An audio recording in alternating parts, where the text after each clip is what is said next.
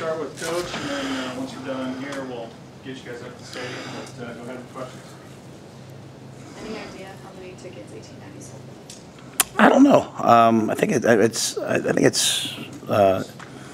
in the low thousands. I think it's over 3,000, but I don't know. I know they opened it up today. I don't know what they finished up today. Say it again. 5? They're 3,500. 3,500. Yeah. What's the price? Just a normal, I mean, for us, it's a normal practice, right? So we might try to end with something fun at the end, you know. But we'll have little competitive periods. But, I think it's also important that even just our drills, indie, all that stuff, one-on-ones, we do that with people watching. I think it's great for our fans to see. Everyone sees the final product. I want them to see the moving parts and all the things that happen. So we'll try to, in the stadium we're a little restricted with space, so it won't be quite as many moving parts as normal.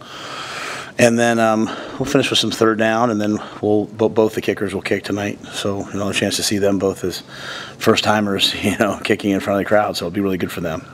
And I know you talked about it before, but since Troy has gone more into the desire to put grass in the stadium eventually, how do you feel about the direction that's headed, and where you're going with your outdoor practice fields too after this season? Well, the outdoor practice fields, they had to redo a couple things. I don't like you have to do every year, and it's been a tremendous, I think, partnership between East Campus and the turfgrass science people that are there, and the College of Agriculture, and the people that are here. And so we have really nice fields. There'll be a time probably later in the year.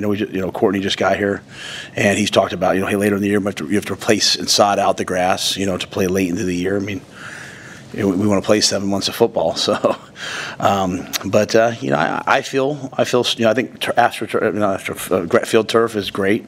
There's a place for it. I think when you can be on grass, just the pounding and all that repetitive day after day is better. But we'll play on either one, and.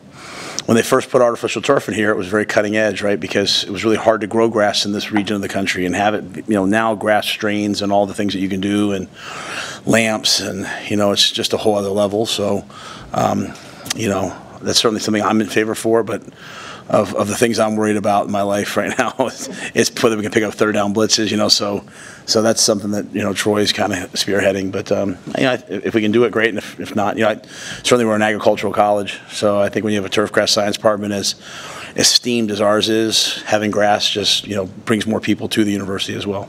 Coach, this event tonight, what does it mean that the administration, the collective, the fan base can all come together to make something like this happen? Yeah, I think I'm no stranger to these types of things. I was looking on Twitter tonight, and the Eagles, they just had 50,000 people at their practice. It's a little feels a little. I think they charge like $20 for it, or 20 something like that. It goes to charity. In college now, this is the new normal. An article came out the other day about Alabama, Ohio State, and us all doing this. And to me, on our end, it's a good faith gesture, right? 1890 has done so much, and they've stepped up so much. And the fans and the donors and the people who give to 1890 have stepped up so much that you understand football coaches. You guys certainly understand me. I don't want anybody watching my practices, but I can't sit there and ask and not give back. So to me, I hope everyone has a good time tonight, right? And then I hope the 3,500 people that come tonight turns into 10,000 next year, turns into 20.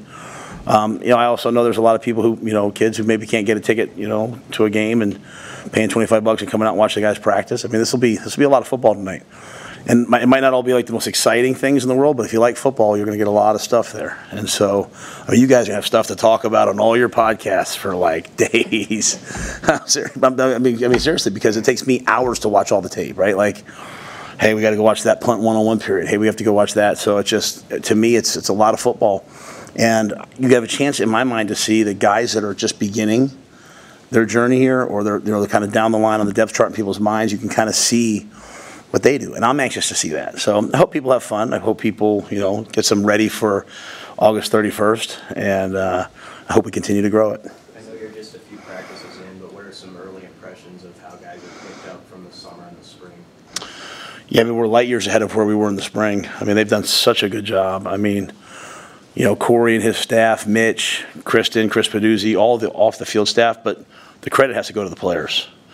And there was a day, I came back in July, before media days, and I want to leave the guys alone. So I kind of went upstairs to the cardio deck, and I'm just doing like the old man walk, and I'm looking outside at the O-line drills and the D-line drills, and you would have thought the coaches were out there, but it's just the older guys coaching them. So I think it's a real testament to the players and where they are.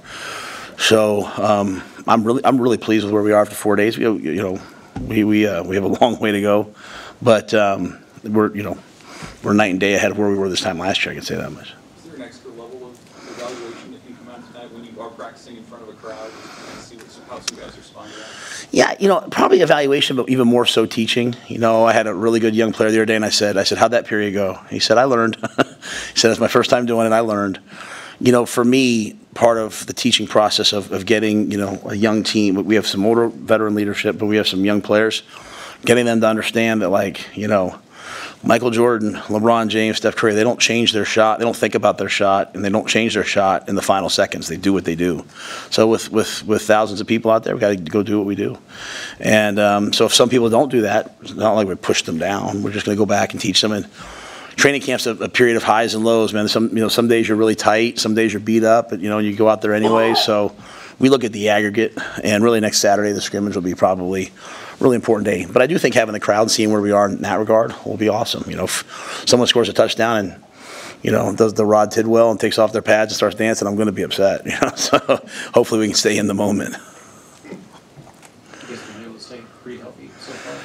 Yeah, Jalen Lloyd will be out tonight, kind of re-aggravated, some tightness, nothing long-term that we expect.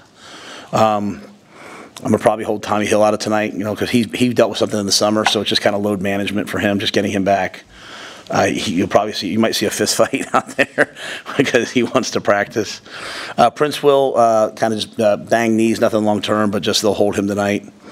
As Jared, and then Lutoski re-injured a calf that he's had all summer, so he'll probably be a little bit more long term. He'll probably be like 2 to 3 weeks. So we expect to have him back for the first game, but he won't be out there tonight. I'm sorry. With the quarterback position, with people watching tonight, they're going to probably be analyzing everything. What message do you have for folks that are going to watch the practice tonight, trying to maybe nitpick and make generalizations based on what they see? I have fun, do that. And that's why we opened it up, right? Do all that. That's part of the quarterback position, and I think the more our guys embrace that, the better they're going to be. That being said, to your point, it's every day can't be a great day. There's some good days, there's some bad days. Sometimes you drop back to throw it, and the receiver runs the wrong route, and you have to scramble around. But I feel pretty good about where that whole position's headed, the growth they're making, the separation as they kind of make separation with each other.